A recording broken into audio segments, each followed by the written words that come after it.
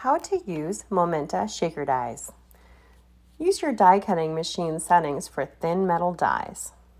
Your shaker die set should include several pieces, including a base die, a frame die, a confetti die, clear plastic sheets, and embellishment dies. To start, cut your base die. Next, use your frame die to cut 6 to 12 pieces for the frame.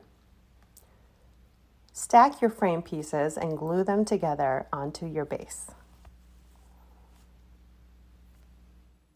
Next, cut another base piece from the clear plastic sheet. For the next step, use your confetti die to create confetti for the inside of your shaker.